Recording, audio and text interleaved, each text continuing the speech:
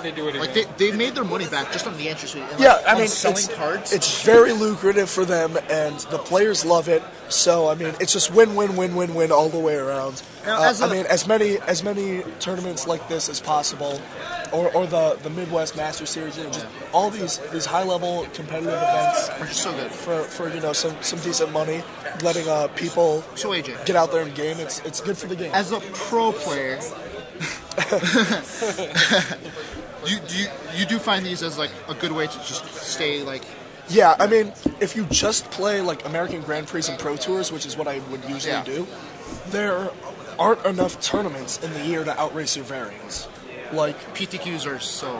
Like for PTs, only like 8 people are happy, and for GPs, like only 4 people are happy. Well, should be happy according to my standards. Of course, some people are happy to make day 2, some people are happy to just play. I'm saying by my standards. At a PTQ, 1 person is happy. Yeah. At a Grand Prix, maybe 4 people are happy. At a PT, maybe 8 people are happy. But there aren't enough of those tournaments to make enough people happy.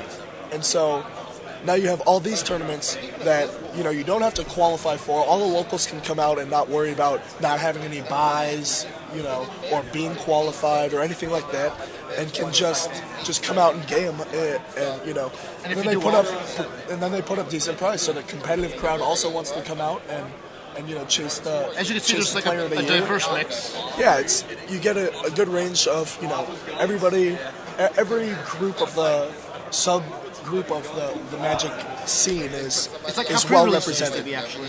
Yeah, it's a lot like the big pre-releases used to be. And if you do well, you can play in the main event at the end of the year and win for like $100K. Yeah, the Player of the Year race and the end of the year qualification adds a pretty big incentive to travel to these. It's $100K purse. I think it's 50K. I thought it was 100. It's big. And I don't know, it's at least 5 times. But it's interesting because without that, the tournaments are still good and everybody within the area comes in. But you add that in, and you have so much more of an incentive for people who aren't local to that tournament to go out of their way to travel, drive 8+ hours or buy a plane ticket to come out to these events. And, yeah, and like us. It's really good for the game, really good for every, it's great for the competitive crew, great for the casual crew, great for the traders. And great for the up and comers, and of course it's good for Star City, and it's good for GG's Live, and it's good for you guys at home who couldn't make it and get to see coverage of Magic that normally only comes 4 times a year in the Pro Tours. How many points do you have so far? This year? Yeah, 2. All right. I played yesterday and I played today. So you plan on going to more just to try to keep for the main event or the Pro Tours? I really want to go to Orlando. If tickets are cheap, still I'll probably be going to Orlando. I believe like 200, which is cheap for Orlando, obviously. And then I will be playing Philly and Baltimore, as they're I'm both assuming only. you're crashing with me for Baltimore. Yeah. They're only like 2 hours from my house, each. So obviously I'm going to be going to both of those. Philly is also like my favorite tournament place. I'm a little biased because it's where I got my first pro points. Grand Prix Philly, the one Gerard Fabiano beat Adam Yurchik in the finals of was Is there something else close to it? Is there a Subway or something close to it? What's close to that? You're getting noodles for us? Is there something else? Is there something remotely close to that? That's still done. You'd rather have Steak and Shake than Noodles and Company? I loan you like I hate you. Come on, please. You just go with him. Like don't make him get your stuff for you. Go out of his way. I'll ship you. Can you get me like a soda? Like a Dr. Pepper if they have it. I need something for my throat. I'll pay for soda. I'll ship you a couple of bucks. Don't get a soda. Also, he has to bring back sodas. Those are like so awkward to carry. I actually need one. You can go to the vending machines and get a small one for $3. Just listen to yourself. Love you. Yes. All right, we got some time to kill. I'll answer some questions. Colosso is not in the tournament anymore. Yeah, Colosso is also dead.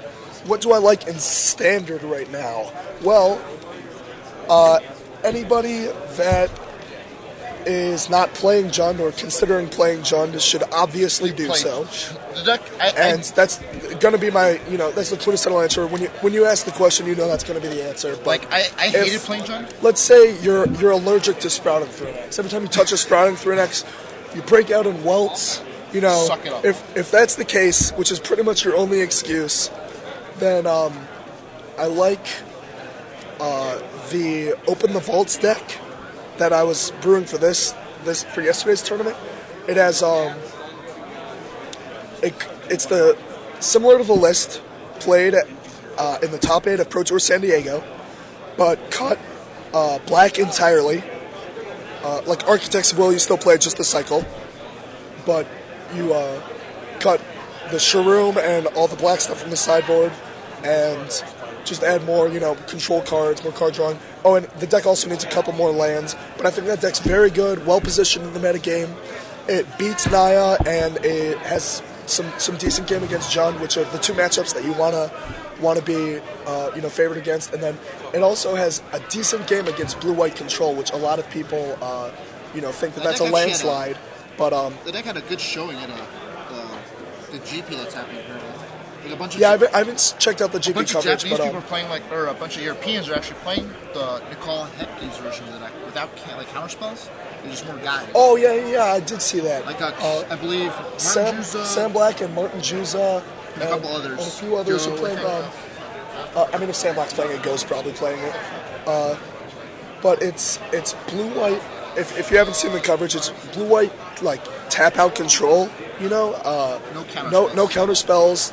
Not most control. Blue control decks are instant centric, but this one's all about playing big, awesome blue-white cards, and so it has Knight of the White Orchids to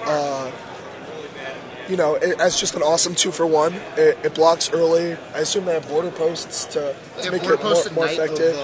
That's what I'm talking about. The Knight of the White Orchid, and it's just Mind Springs and I heard they were going playing some certain number 4 of them. Yeah, I think that deck. I mean, if all those masters are playing it, those masters are playing it, it's probably pretty good. But I really like that Open the Vaults, the only blue-white Open the Vaults deck. And all right, so our feature match for today is Chris Waltrick and Michael Trent. What else do I like? Chris is playing I play Koros on Moto, but I wouldn't play it in a tournament that mattered. I just play because it's all I have, but I kind of like it. It's not that good against Jund, which you really need a good matchup. Against Jund. So I wouldn't recommend it, but it's fun to play. It's my kind of deck. But no, I think that you need to be playing Junds or a deck that has a very good matchup against Jund. So the new blue-white deck, if it beats Jund, look, I think it had Firewalkers also. Yeah, in the board. So if that deck beats Jund, then I would suggest that deck. And if not, I would suggest the Open the Vaults deck, cutting black, and adding a few more lands. Waltrick. Oh, God. Pairings are now going up And for our round 6 our feature of match. our Indianapolis 5K Open, Star City Games Open. And our feature match for us is Chris Waltrick playing an interesting take on the 43 land deck, and Michael Trent. Waltrick's deck has a stacks plan. You know what Trent's playing? I do not, and they're both X1 currently. Said Exo. All right. Cedric is indeed 5-0 with his Goblin Char Belcher deck. Sicko. But for those of you that don't want to see Belcher in the feature match area, Let's pray if Cedric loses some matches. yeah, he's gonna be. He's not there this round, but he's gonna be eventually if he keeps winning like this. Did you see Cedric or Waltrick's deck? It looks No. spicy. I don't even think I know who that is. Chris Waltrick. Yeah, I know he's some master. I know the name. He just I wins don't think I've ever infinite met him. 5Ks. Yeah, I've definitely heard the name. I've seen his deck list and stuff, but He's playing. I've never met the guy. Yeah, you should. He's a very nice guy, actually. Which one is he, on the right or left? He's on the right. Chris is on the right. Did you get that, Rashad? Chris is on the right, you said? Yeah. So Chris's deck is a 43 land with the Yeah, blue fusion. I have very recently started writing for StarCityGames.com. and I'm only about 2 articles deep, but my articles come out every Tuesday, and I believe